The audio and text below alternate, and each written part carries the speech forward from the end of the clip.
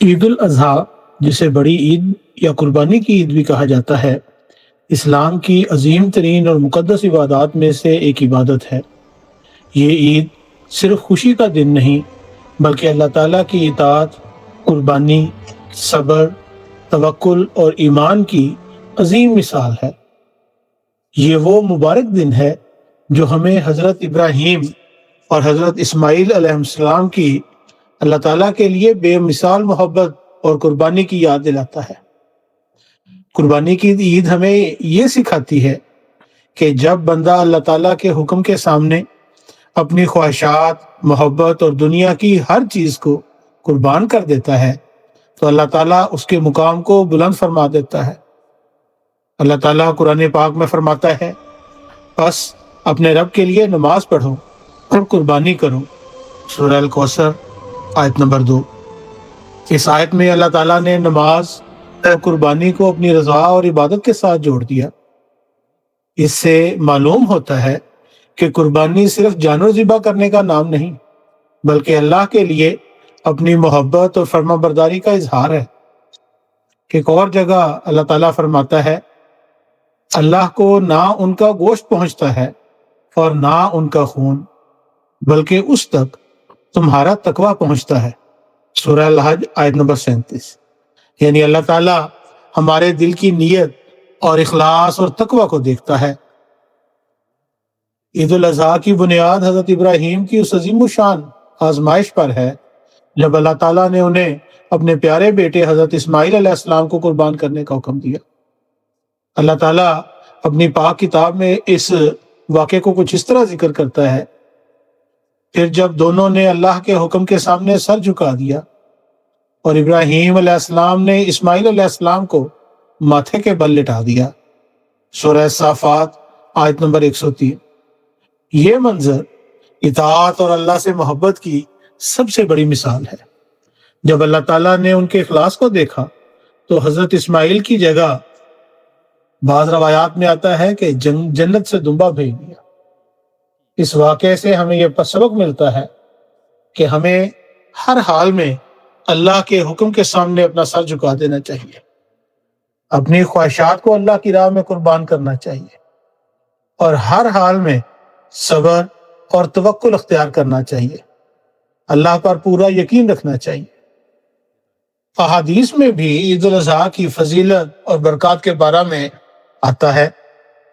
حضرت عائشہ رضی اللہ تعالیٰ عنہ سے روایت ہے کہ رسول اللہ صلی اللہ علیہ وآلہ وسلم نے فرمایا، قربانی کے دن انسان کا کوئی عمل اللہ کے نزدیک خون بہانے سے زیادہ پسندیدہ نہیں، جامع ترمذی۔ ایک اور حدیث میں نبی کریم صلی اللہ علیہ وآلہ وسلم نے فرمایا، قربانی کے جانور کا خون زمین پر گرنے سے پہلے اللہ کے یہاں مقبول ہو جاتا ہے، سنن ابن ماجہ۔ حضرت انس بن مالک رضی اللہ تعالیٰ عنہ بیان کرتے ہیں کہ نبی کریم صلی اللہ علیہ وآلہ وسلم نے اپنے مبارک ہاتھوں سے 2 سینگوں والے سفید اور سیاہ مینڈوں کی قربانی کی۔ یہ حدیث بخاری اور مسلم دونوں میں پائی جاتی ہے۔ یہ حدیث قربانی کی عظیم فضیلت اور سنت ابراہیمی کی اہمیت کو اجاگر کرتی ہیں۔ عید الاضحیٰ ہمیں کیا سکھاتی ہے؟ نمبر 1، اللہ کی اطاعت۔ قربانی ہمیں سکھاتی ہے کہ اللہ تعالیٰ کا نام سب سے اوپر ہے۔ مومن ہر حال میں اللہ کی رضا اور اس کے حکم پر اپنی خواہش کو ترجیح دیتا ہے۔ دوسرا، تقویٰ اور اخلاص۔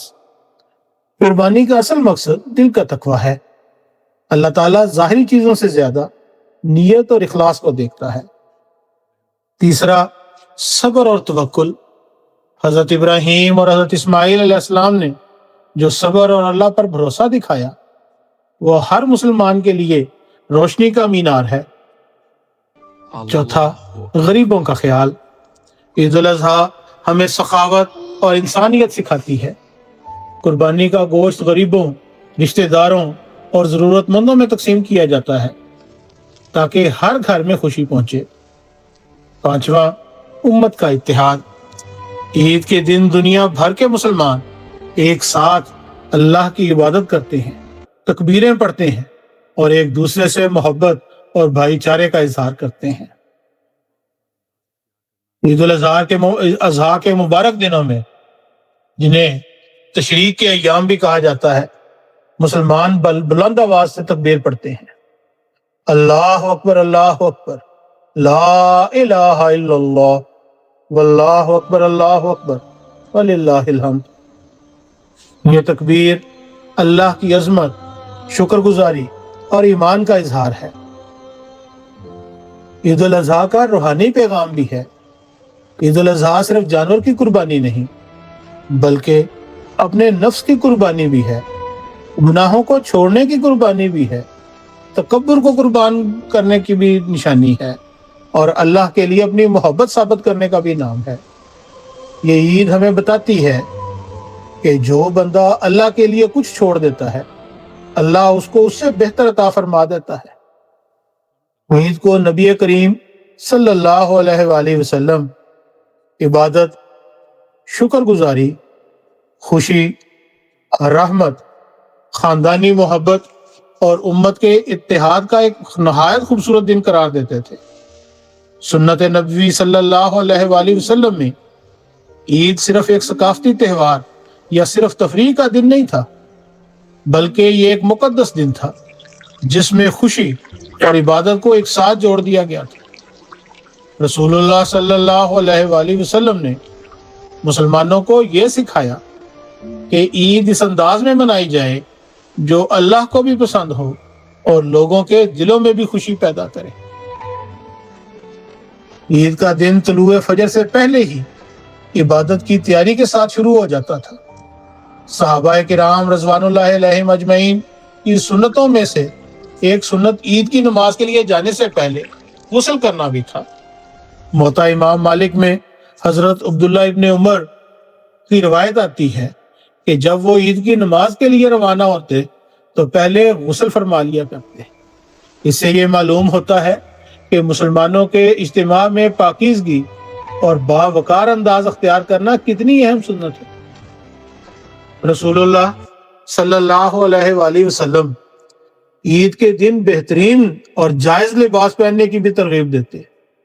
حضرت عمر بن الخطاب رضی اللہ تعالیٰ عنہ ایک مرتبہ ایک خوبصورت لباس لے کر آئے اور عرض کیا کہ یا رسول اللہ صلی اللہ علیہ وآلہ وسلم، آپ اسے عید اور وفود سے ملاقات کے وقت پہنا کریں۔ یہ روایت بخاری میں موجود ہے۔ علماء نے اس حدیث سے یہ استدلال کیا کہ عید کے دن اچھا لباس پہننا سنت ہے، بشرطی کہ اس میں عاجزی اور حیا برقرار رہے۔ خصوصی طور پر عید الفطر کے دن نبی کریم صلی اللہ علیہ وآلہ وسلم نماز عید کے لیے جانے سے پہلے کچھ کھجوریں تناول فرما لیا کرتے۔ حضرت انس بن مالک رضی اللہ تعالیٰ عنہ روایت کرتے ہیں کہ رسول اللہ صلی اللہ علیہ وآلہ وسلم عید الفطر کی صبح اس وقت تک گھر سے نہیں نکلتے تھے جب تک چند کھجوریں نہ کھا لیتے، اور آپ صلی اللہ علیہ وآلہ وسلم طاق تعداد میں کھجوریں تناول فرماتے تھے۔ صحیح بخاری۔ یہ عمل رمضان کے روزوں کی تکمیل اور اللہ تعالیٰ کی اطاعت کی علامت تھا، جبکہ عید الاضحیٰ کے دن نبی کریم صلی اللہ علیہ وآلہ وسلم نماز و قربانی کے بعد کھانا تناول فرماتے تھے۔ حضرت بریدہ رضی اللہ تعالیٰ عنہ روایت کرتے ہیں کہ نبی کریم صلی اللہ علیہ وآلہ وسلم عید الاضحیٰ کے دن اس وقت تک کچھ نہیں کھاتے تھے جب تک واپس آ کر اپنی قربانی سے نہ کھا لیتے۔ جامع ترمذی۔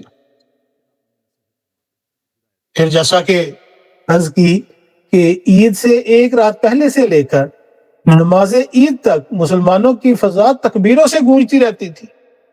مسلمان بلند آواز سے اللہ تعالیٰ کی بڑائی بیان کرتے تھے، اور مدینہ کی گلیوں میں، گھروں میں اور کوچوں میں ہر وقت تکبیرات کی آواز جو ہے وہ بلند ہو رہی ہوتی تھی۔ اللہ اکبر اللہ اکبر، لا الہ الا اللہ، واللہ اکبر اللہ اکبر، وللہ الحمد۔ حضرت عبداللہ ابن عمر رضی اللہ تعالیٰ عنہ عیدگاہ جاتے ہوئے بلند آواز سے تکبیر پڑھا کرتے تھے، جیسا کہ سند دارالقطنی میں ذکر ہے۔ اسی طرح عید فضولیات یا غفلت کا دن نہیں، بلکہ اللہ کی نعمتوں پر خوشی اور اس کی یاد کا دن تھا۔ نبی کریم صلی اللہ علیہ وآلہ وسلم عید کی نماز کے لیے جلدی تشریف لے جاتے تھے، اور یہ نماز عام طور پر مسجد سے باہر کھلے میدان میں ادا کی جاتی تھی۔ حضرت ابو سعید خدری رضی اللہ تعالیٰ عنہ روایت کرتے ہیں، رسول اللہ صلی اللہ علیہ وسلم عید الفطر اور عید الاضحیٰ کے دن عید گاہ تشریف لے جاتے تھے۔ صحیح بخاری۔ عید کی نماز کی ایک خوبصورت سنت یہ بھی تھی کہ رسول اللہ صلی اللہ علیہ وسلم پوری امہ کو اس اجتماع میں شرکت کی ترغیب دیتے تھے۔ مرد، عورتیں اور بچے سب اس میں شامل ہوتے تھے، حتیٰ کہ وہ خواتین بھی جو حیض کی وجہ سے نماز ادا نہیں کر سکتی تھی، انہیں بھی آنے کا حکم دیا جاتا تھا تاکہ وہ مسلمانوں کی اس اجتماعی برکت کا مشاہدہ کر سکیں۔ حضرت ام عطیہ رضی اللہ تعالیٰ عنہ بیان کرتی ہیں کہ رسول اللہ صلی اللہ علیہ وسلم نے ہمیں حکم دیا کہ عید الفطر اور عید الاضحیٰ میں سب کو باہر نکالو تاکہ وہ مسلمانوں کی بھلائی اور اجتماع کو دیکھ سکیں۔ صحیح بخاری۔ عید کی نماز 2 رکعت ہوتی ہے۔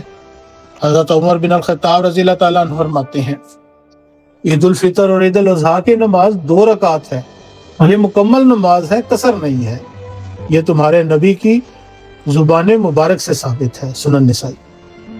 عید کی نماز میں جو تبدیلی ہے عام نماز سے وہ بھی ہے، وہ یہ ہے کہ عید میں تکبیرات اضافی ہوتی ہیں۔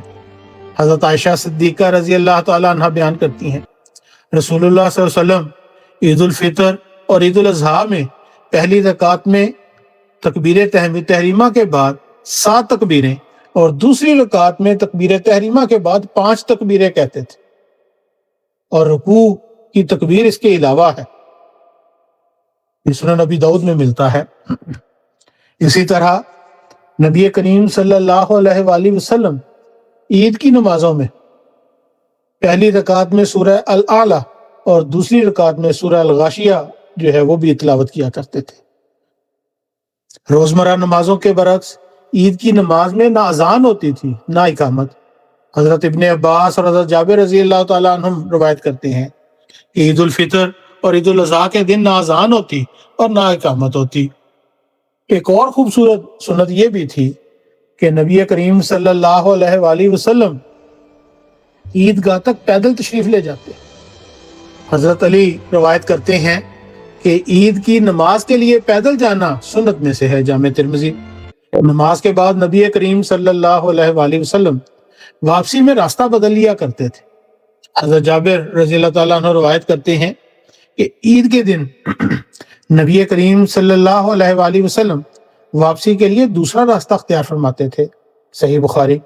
علماء فرماتے ہیں کہ اس میں حکمت یہ تھی کہ زیادہ مسلمانوں سے ملاقات ہو، مختلف راستوں میں اللہ کا ذکر پھیلے اور آپس میں محبت بڑھے۔ نماز کے بعد رسول اللہ صلی اللہ علیہ وسلم خطبہ ارشاد فرماتے۔ حضرت ابو سعید خدری روایت فرماتے ہیں، رسول اللہ صلی اللہ علیہ وسلم عید الفطر اور عید الاضحیٰ کے دن عیدگاہ تشریف لے جاتے، سب سے پہلے نماز ادا فرماتے، پھر لوگوں کی طرف رخ کر کے کھڑے ہوتے جبکہ لوگ اپنی صفوں میں ہی بیٹھے رہتے، پھر آپ صلی اللہ علیہ وسلم انہیں نصیحت فرماتے اور ہدایات دیتے۔ صحیح بخاری۔ اس خطبے میں خدا تعالیٰ کی شکر گزاری، اطاعت، صدقہ، اتحاد، تقوی اور حسن اخلاق کی تعلیم دی جاتی تھی۔ اس طرح عید صرف خوشی کا دن نہیں بلکہ ایمان اور بھائی چارے کو مضبوط کرنے کا ذریعہ بن جاتی تھی۔ اگرچہ عید عبادت کا دن تھا لیکن یہ جائز خوشی اور مسرت سے منع نہیں کرتا۔ نبی کریم صلی اللہ علیہ وسلم نہیں چاہتے تھے کہ عید غمگین یا بے رنگ محسوس ہو۔ حضرت عائشہ رضی اللہ تعالیٰ عنہ روایت کرتی ہیں کہ عید کے دن 2 بچیاں ان کے گھر میں اشعار پڑھ رہی تھیں۔ اس پر حضرت ابوبکر صدیق رضی اللہ تعالیٰ آئے، انہوں نے اعتراض کیا، بلکہ بعض روایات میں ڈانٹا، تو آپ صلی اللہ علیہ وسلم نے فرمایا، صحیح بخاری کی حدیث ہے، کہ انہیں رہنے دو اے ابوبکر، ہر قوم کی ایک عید ہوتی ہے اور یہ ہماری عید ہے۔ یہ حدیث اسلام کے حسن اور اعتدال کو ظاہر کرتی ہے۔ عید میں مسکراہٹیں، ملاقاتیں، کھانا، بچوں کی خوشیاں، رشتہ داروں سے ملنا اور حلال طریقے سے خوشی منانا شامل ہے۔ صحابہ کرام بھی عید کے دن ایک دوسرے کو محبت سے مبارکباد دیتے تھے۔ حضرت جبیر بن نفیر رضی اللہ تعالیٰ عنہ روایت کرتے ہیں کہ صحابہ کرام رضوان اللہ علیہ اجمعین عید کے دن ایک دوسرے سے ملتے تو کہتے تقبل منا و منکم، یعنی اللہ ہم سے اور آپ سے قبول فرمائے۔ فتح الباری۔ عید میں غریبوں کا خیال رکھنا، سخاوت کرنا بھی اہم سنت تھی۔ عید الفطر سے پہلے نبی کریم صلی اللہ علیہ وآلہ وسلم نے زکوٰۃ الفطر فرض فرمائی تاکہ محتاج لوگ بھی خوشی میں شریک ہو سکیں۔ حضرت عبداللہ ابن عمر روایت کرتے ہیں رسول اللہ صلی اللہ علیہ وسلم نے زکوٰۃ الفطر فرض قرار دی، صحیح بخاری۔ اور عید الاضحیٰ میں قربانی اور اس کا گوشت تقسیم کرنا بہت اہم تھا۔ حضرت انس بن مالک روایت کرتے ہیں کہ نبی کریم صلی اللہ علیہ وآلہ وسلم نے اپنے ہاتھوں سے 2 سینگیں والے مینڈے کی قربانی کی۔ یوں نبی کریم صلی اللہ علیہ وآلہ وسلم کی عید عبادت اور خوشی کا حسین امتزاج تھی۔ یہ دن اللہ کی یاد، نماز، شکر، سخاوت، محبت، اتحاد، عاجزی، حلال خوشی اور لوگوں کے ساتھ حسن سلوک سے بھرپور تھا۔ اس میں نہ غرور تھا، نہ فضول خرچی، نہ غفلت، بلکہ عید کا ہر پہلو ایمان، رحمت، عاجزی اور امت کی محبت کو ظاہر کرتا تھا۔ حقیقت میں یہی خوبصورت توازن عید کا اصل حسن ہے۔ اللہ تعالیٰ سے دعا ہے کہ اللہ تعالیٰ ہمیں نبی کریم صلی اللہ علیہ وآلہ وسلم کے اسوہ پر چلتے ہوئے بہترین انداز سے عید کی خوشیاں بنانے کی توفیق دے، اور ہمیں حضرت ابراہیم اور حضرت اسماعیل علیہ السلام جیسے با وفا انسان بننے والا بنائے، اور ہمارے دلوں کو تقوی اور اخلاص سے بھر دے، اور اپنی پوری امت پر اپنی رحمت نازل فرمائے۔ آمین۔